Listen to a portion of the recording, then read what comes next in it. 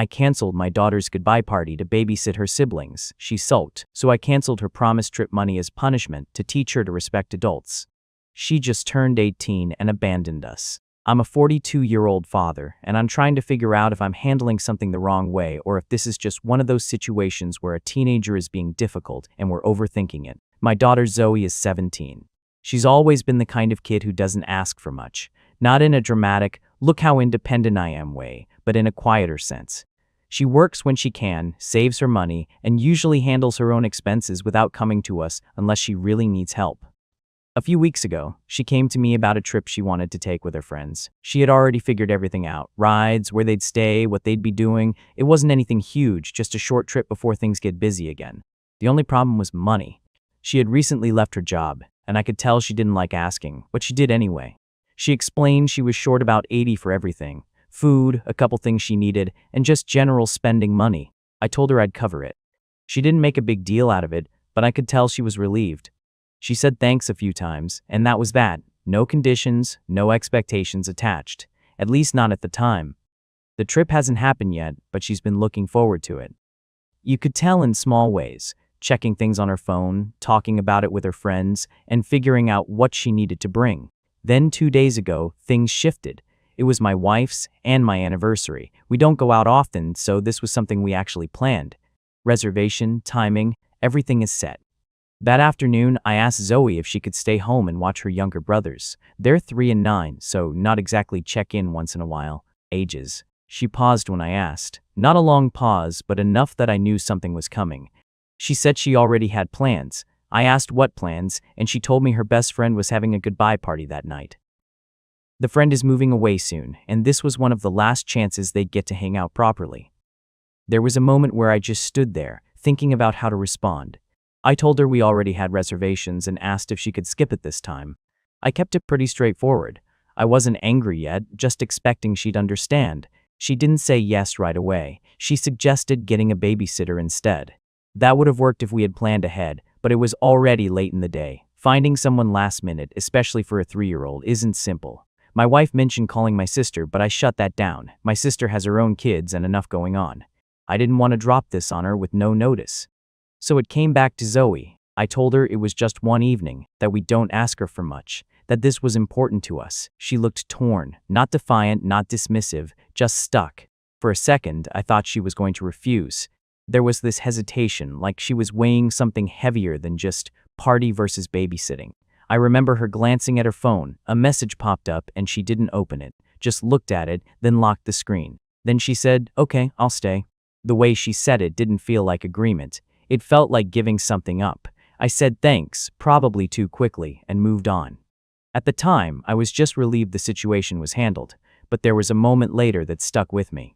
I walked past her room about half an hour after that conversation. Her door was open. She was sitting on her bed, phone in her hand, typing something. Then she stopped, deleted it, and just stared at the screen for a few seconds. I didn't go in. I didn't ask anything. I just kept walking. Looking back, maybe I should have. That evening, she stayed home with her brothers while my wife and I went out. No complaints, no attitude while we were leaving. She just nodded when we said goodbye. Dinner itself was fine, but not entirely.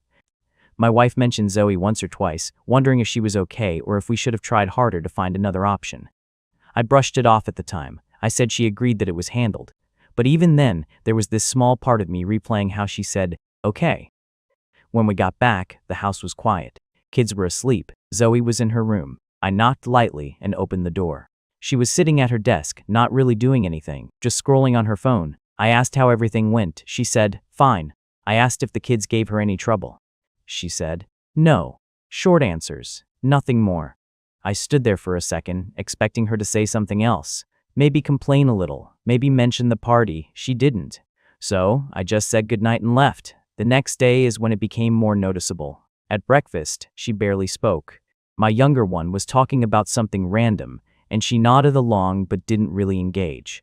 My wife asked her a question, she answered, but it was quick and flat. When I asked her something, can't even remember what, it was the same thing. One-word answer, no eye contact, it wasn't dramatic. That's what made it stand out more. Zoe's not a loud kid, but she's not like this either. Usually there's some back and forth, some presence. This felt like she had pulled herself out of the room without physically leaving. Later that day, I heard her on the phone. Her tone was different. Softer, more like herself. I caught a sentence as I walked by, something about, "I'm sorry I couldn't come." Then a pause. Then, "Yeah, I know." That was it. That was the only real acknowledgement of what she gave up. She didn't bring it up to us, not once. By the second day, my wife started commenting on it more directly. She said Zoe's behavior was off, that she was being cold and distant, and that it didn't sit right with her. I said she was probably just upset about missing the party and would get over it, but my wife didn't see it that way. She said it wasn't just being upset. She said it felt like attitude, like Zoe was holding something over us without saying it out loud. I didn't fully agree, but I didn't argue either, because part of me saw what she meant. It wasn't just sadness. There was something else there. Something quieter, but heavier. That night at dinner, I tried to start a normal conversation with Zoe about her trip. Asked if everything was still on track, if she had everything she needed. She shrugged and said, "I'll figure it out." No enthusiasm, no detail. Just that. This is the same trip she was excited about a week ago, and that's when my wife brought up the money. She waited until Zoe left the room, then turned to me and said, "I don't think we should give her the 80." I asked her what she meant, even though I already knew. She said Zoe's behavior wasn't okay, that after everything, she shouldn't be acting like this. I said Zoe did stay and help us. My wife nodded but didn't back down. She said, "That doesn't mean she gets to act like we did something wrong." I didn't respond right away. Because the truth is, I wasn't completely against what she was saying. Not entirely. But I also couldn't ignore the image of Zoe sitting on her bed, staring at her phone before she canceled her plans. And that's where I'm at right now. My wife didn't let it sit there. She leant forward a bit and said, "She's acting like we forced her into something horrible." I said, "We kind of did."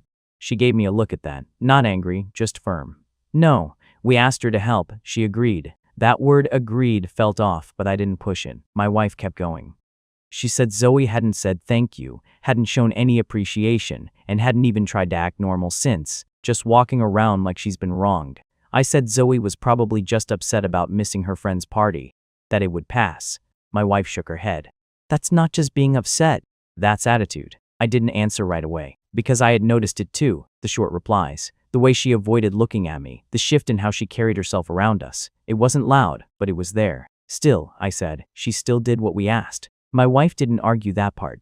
She just said, "That doesn't mean we ignore how she's acting now." Then she said it more clearly. "I don't think she should get the money. Not, maybe we reconsider. Not, let's talk to her first. Just a decision." I leant back in my chair and thought about it. The amount itself isn't a big deal. It's not like we can't afford it. That's not the point. The point, at least the way my wife sees it, is respect. And if I'm being honest, I was already leaning in that direction, not fully. But enough. I said, "You think taking the money is going to fix this?" She said, "I think letting this slide tells her she can act however she wants as long as she technically does what we ask." That stuck. Because that's exactly what it felt like. Like she checked the box, babysat, done. But everything after that has been cold. I didn't like that word, but it fit. That night, I went to talk to Zoe. She was in her room again, door half open, same position as before on her bed, phone in her hand. This time, she didn't even look up when I knocked. I said her name. She said, "Yeah," without moving. I stepped in and stood by the door. I told her we needed to talk about her trip. That got her attention. She sat up a little but didn't say anything. I told her her mom and I had been talking and that we weren't okay with how she'd been acting the past couple of days. She looked at me then, not angry, just tired. I kept going. I said she's been distant, barely speaking, acting like something is wrong but not saying it. It comes off as disrespectful after we asked her to help and she agreed. She didn't interrupt me, just listened. Then I said we were reconsidering the money for her trip. That's when her expression changed. Not shock, not even anger right away. It was more like something in her dropped. She asked, "Why?" I told her exactly what we discussed. Then her attitude hasn't been okay and that we're not going to reward that. She let out a small breath through her nose. Not a laugh, not disbelief. Just something controlled. Then she said, "I stayed home." I said, "Yes, you did." She held my gaze for a second, like she was waiting for something else to follow that. When it didn't, she looked away. I didn't argue. I didn't complain. I stayed and watched them. Her voice was steady but quieter than usual. I said, "That's not the issue." She nodded slowly, like she expected that answer. Then she said, So what is? I told her it's how she's been acting since, that she's been cold and distant and that it feels like she's holding it against us. She didn't respond right away. There were a few seconds where she just sat there, looking at the floor. Then she said, "I'm not holding anything." I said, "Then what is this?" She shrugged, but it wasn't dismissive. It was tired. "I'm just not in a good mood." I said, "For 2 days." She didn't answer that. Instead, she asked, "So you're not giving me the money?" Straight to the point, I told her, "Not if this is how you're going to act." That's when the frustration finally showed. She looked back at me, eyes sharper now. "So I do what you ask, and it still depends on how I act after." I said, "It depends on respect." She repeated that quietly. "Respect?" Then she shook her head a little, like she was trying to process it without escalating. "I didn't do anything disrespectful." I said, ignoring us, barely speaking, acting like this, "That's not okay." She stared at me for a second, and I could see something building there, but she kept it contained. Then she said, "I missed something important to me." I didn't respond, not because I didn't hear it, because I didn't want to shift the conversation back there. She noticed that. Of course she did. She let out another breath, this time heavier. I didn't say anything about it. I didn't make it a problem. I just stayed. There was that pause again, like she was choosing her next words carefully. "And now you're saying I have to be, what, happy about it?" I said, "No one said you have to be happy, but you don't get to treat us like we did something wrong." That landed harder than I expected. Her face tightened, not in anger, but in something closer to hurt. "I didn't say you did something wrong." I said, "You don't have to say it. It's obvious." She looked at me for a long second, then looked away again. And that's when she shut down. Not dramatically. No yelling, no arguing, just a shift. "Okay," she said, flat, "done." I asked her what that meant. She said, "It means I'll figure out the trip myself." Same words as before, same tone. I stood there for a moment, waiting for more. There wasn't any. So I left. Later that night, my wife asked how it went. I told her. She said, "That proves my point." I didn't argue. Because from where we're standing, it does look like attitude. But at the same time, I can't shake the feeling that we're reacting to the result of something we caused, and instead of addressing that part, we're focusing on how she's handling it. Right now, she's still not speaking to me unless she has to. Still short, still distant. The trip is coming up soon, and as far as I know, she's trying to figure out the money on her own. Part of me thinks she needs to learn that behavior has consequences. Another part of me thinks we changed the rules after she already did what we asked. I'm still leaning towards my wife's side on this, but I'm not as sure as I was a couple days ago. Responses. First response, Zoe did exactly what you wanted. She gave up seeing her best friend before that friend moved away, stayed home, watched a 3-year-old and a 9-year-old, didn't fight with you, didn't ruin your anniversary, and somehow she's still the bad guy because she wasn't cheerful enough afterwards. What exactly was the acceptable performance here? Babysit, smile, thank you for making me miss something important, and then skip off to her room like none of it mattered. Your wife calling this disrespect is ridiculous. Being hurt is not disrespect. Being quiet is not disrespect. Not pretending she's fine so two adults can feel better about themselves is not disrespect. And you keep hiding behind that word like it means, make me comfortable. It doesn't.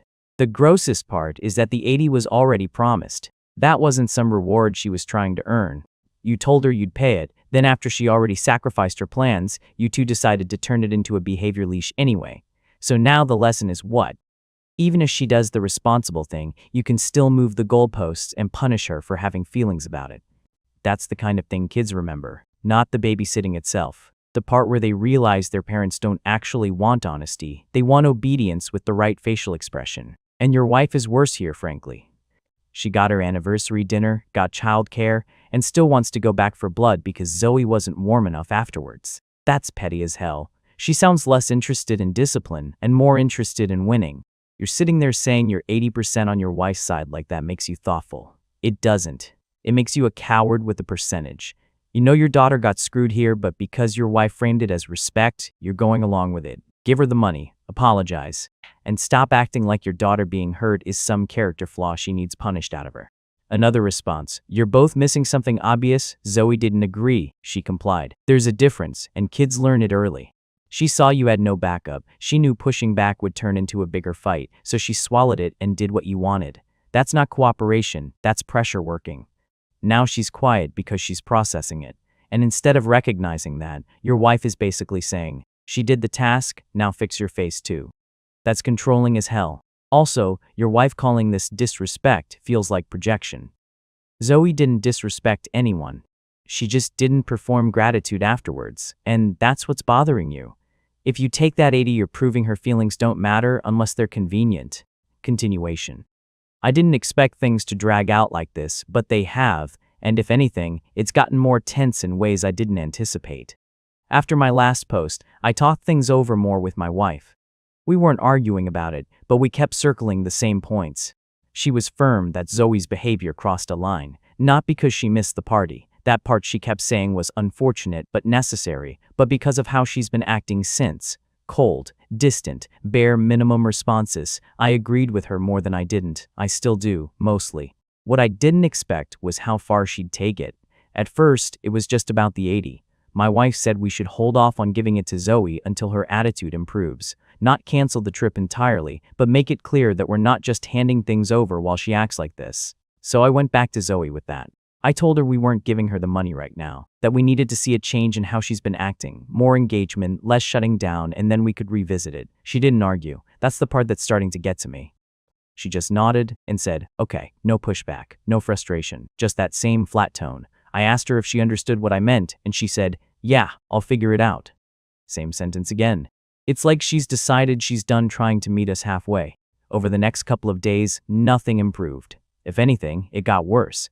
She stopped joining us for dinner unless we specifically called her. Even then, she'd sit, eat quickly, and leave. No phone at the table, no obvious attitude, just absence. My wife started taking that personally. She said, she's doing this on purpose now. I said maybe she just needs time. My wife didn't agree. She said this wasn't time, this was behavior, so she pushed for consequences, not just the money anymore.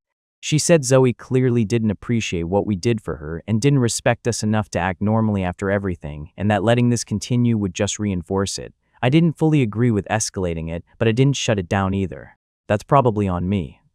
We ended up telling Zoe she was grounded for the weekend.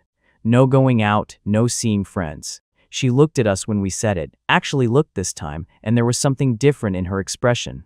Not anger, not even surprised, more like she expected it. She didn't argue, just said, okay, again. That same word is starting to feel worse than if she just yelled. That night at dinner, things shifted in a way I didn't expect. My 9-year-old was talking about something random, then out of nowhere he went quiet, reached into his pocket and pulled out some crumpled bills. He pushed them toward Zoe and said, you can have mine. We all just kind of froze for a second. Zoe looked at him and said, what? He said, for your trip. It wasn't 80, it was probably like 12 or something, birthday money or saved allowance. Before Zoe could even respond, my wife stepped in, and she didn't just correct him, she lost it. She snapped at him, loud enough that even the 3-year-old flinched. Asked him what he thought he was doing, and told him this wasn't his business, that he shouldn't be getting involved in things he doesn't understand. He looked confused more than anything. Then he said something that made everything worse. He said she wanted to go with her friend that night. Just like that. Straightforward, no attitude, just a kid stating what he saw. My wife turned that on Zoe immediately, asked her if she'd been talking to him about this, accused her of bringing the kids into it and making it seem like we did something wrong. Zoe said she didn't. Calm, quiet, same tone. I believed her, honestly. It didn't sound like something she'd do, but my wife wasn't having it. She told both of them to go to their rooms, not in a controlled way either. She was clearly angry. The 9-year-old looked like he didn't understand what he did wrong. Zoe didn't react, just got up and walked away. After that, the house felt different, not tense in the usual way, just off. Later that night, my wife said that moment proved her point, that Zoe's behavior is affecting the rest of the house now. I didn't fully agree, but I didn't argue it either. And that's been a pattern lately. I find myself not fully on board, but still going along with it. A couple days after that, something else happened. I was talking to Zoe again, trying to get some kind of normal conversation going. I brought up the trip and asked if she had figured anything out. She said, I sold a few things. Just like that, I asked what she meant. She said she sold some clothes and an old pair of headphones and borrowed the rest from a friend, said she'd pay them back later. I didn't like that. Not because of the money itself, but because she didn't come to us again. I asked why she didn't just talk to us. She said, you already decided. That bothered me more than I expected. I told her that wasn't the point, that she should have still talked to us instead of going to other people. She didn't argue, just said, "It's handled." That was it. No explanation, no defensiveness. Just closed. Around the same time, my wife started bringing up past situations, saying things like Zoe has always had a tendency to pull away when things don't go her way, that this isn't new, just more noticeable now. I tried to think back, and honestly, I don't remember it being like this.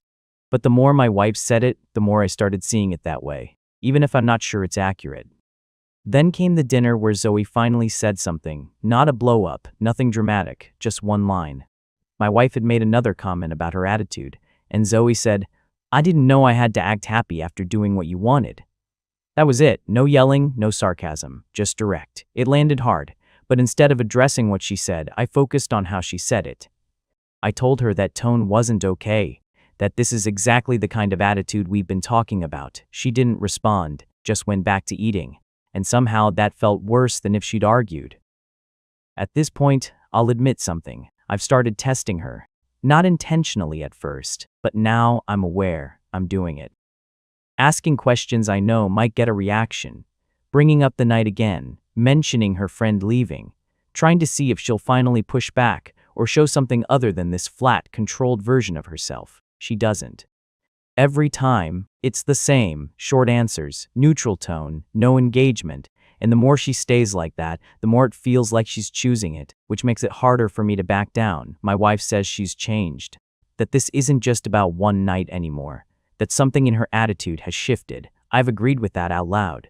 But I don't know if it's true or if we're the ones who pushed it there. Right now, she's still going on the trip. She managed to figure it out without us. She leaves in a couple days. She hasn't asked us for anything related to it. Not a ride, not help, nothing. Just handling everything herself. Part of me respects that. Another part of me doesn't like what it represents, because it doesn't feel like independence, it feels like distance.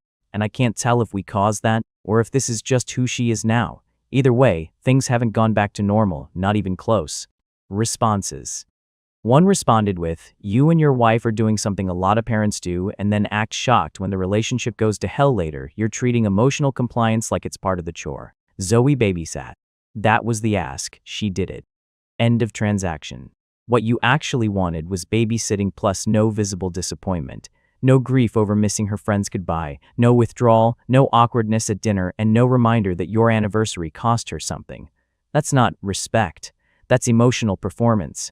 Your wife is the bigger problem here.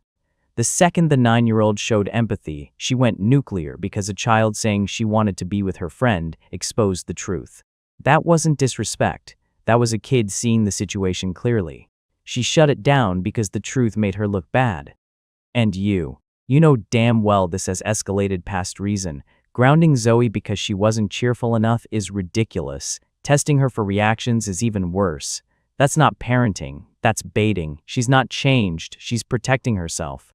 You two taught her that honesty gets punished and silence gets pathologized. So now she gives you nothing. That's on both of you. Another one said, "Zoe missed a goodbye party for a friend who is moving away. That matters. A lot." Teenagers don't have infinite control over timing, rides, money, or freedom, so missed moments hit harder. She swallowed it, babysat, and then had the audacity to be sad in your house. That's her crime. Your wife saw sadness and made it a power struggle. Then she escalated to withholding money, grounding, and rewriting Zoe as changed. Classic sheet. Once a parent decides a kid has an attitude, every quiet moment becomes evidence. It's lazy and mean. You're worse than you think because you're self-aware enough to know something's off, but you still side with the person doing the most damage. That's how enablers work in families. They don't have to be the loud one. And the 9-year-old, he's going to remember that too. He learned that compassion gets punished when it contradicts mom. Great lesson. Zoe isn't becoming disrespectful, she's becoming unreachable. Continuation. A lot has changed since I last posted, and I'll be honest, I don't think I handled any of it well. After Zoe went on her trip, things didn't blow up the way I thought they might. There was no big argument when she got back, no confrontation, nothing like that. If anything, things got quieter. At first, I took that as a good sign. I figured maybe the time away helped, maybe she cooled off, maybe we were moving past it. But it wasn't that. She came back, different, Not rude, not cold in the same obvious way as before, just very controlled, polite, measured. She'd answer questions, but only what was asked. No extra details. No stories about the trip, no sharing unless we directly pulled it out of her, and even then it was surface level. How was it? Good, good. What did you guys do? Just hung out. That kind of thing. At dinner, she started saying things like, thank you, and I've got it, more often. Which sounds like improvement on paper, but it didn't feel like that. It felt like she was putting distance in a way that couldn't be described as disrespect. My wife said this was better, that Zoe was finally adjusting her attitude. I agreed at first. But the longer it went on, the more it didn't feel right. One of the first things that really stood out was money. I offered again, told her we could still cover what she borrowed for the trip, just to settle things. I didn't frame it as an apology, more like moving forward. She said, it's fine. I handled it. I told her she didn't need to do that we had already planned to help. She said, I know. And that was it. No resentment in her voice, no edge, just closed. A few days later, I found out she opened her own bank account, not with us, with help from one of her friend's parents. I didn't find out from her.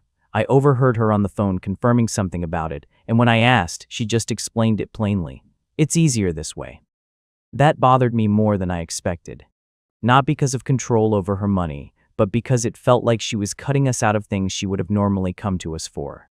I asked her why she didn't just do it with us. She said, I didn't want to deal with it. That was the whole explanation. Around the same time, I started noticing changes with my 9-year-old too.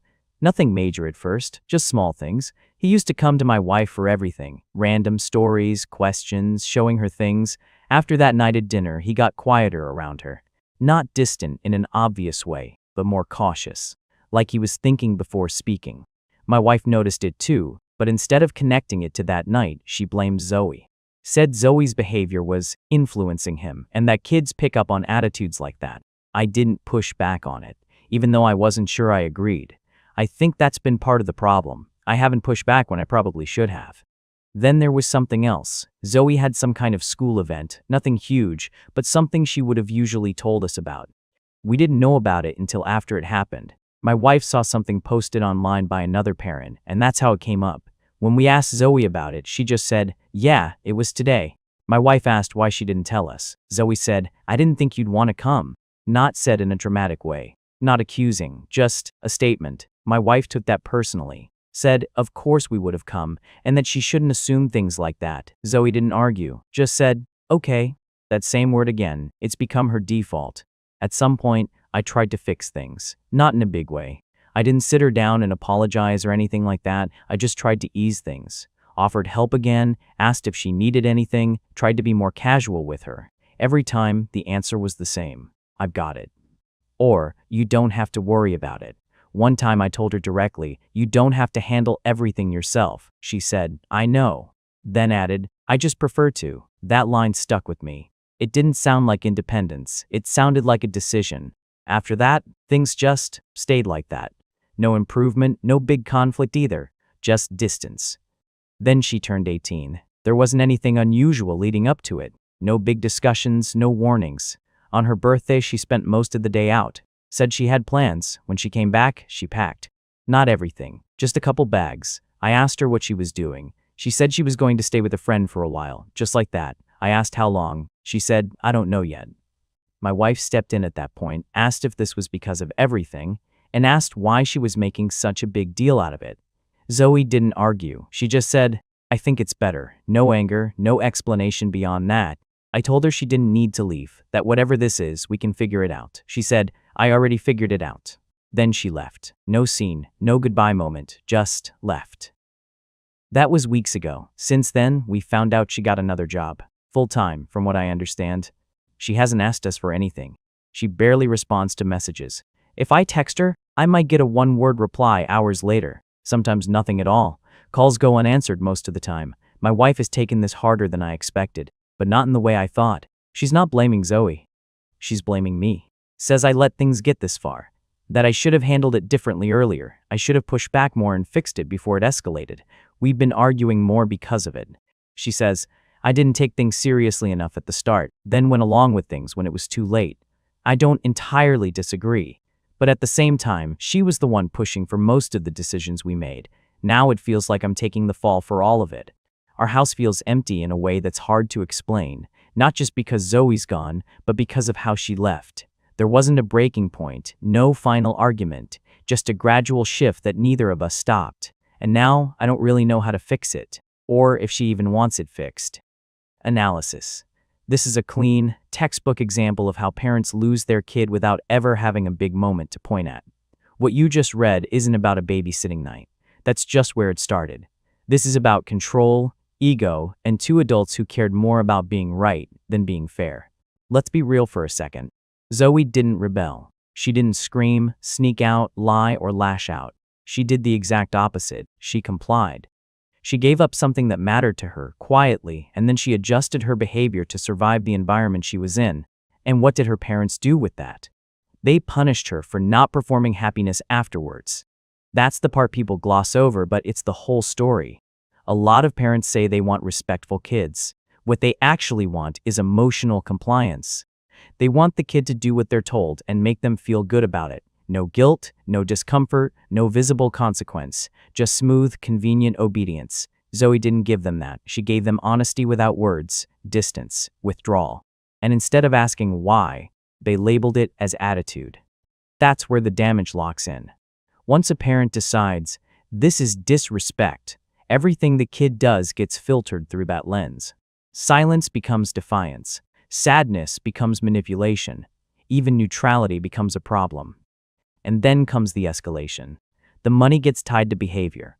The behavior gets judged. The standards keep shifting, then grounding, then control over tone, then rewriting the story. You agreed. You didn't mind. You're changing. At that point, the kid learns something important. There is no winning, so they stop playing. That's exactly what Zoe did. People love to say she shut down, but let's call it what it actually is. She adapted. She removed anything that could be used against her. No arguments, no vulnerability, no asking for help, no sharing, just okay. That word showed up over and over, and if you've seen this dynamic before, you already know what it means. It doesn't mean agreement, it means disengagement. She didn't get louder, she got smaller.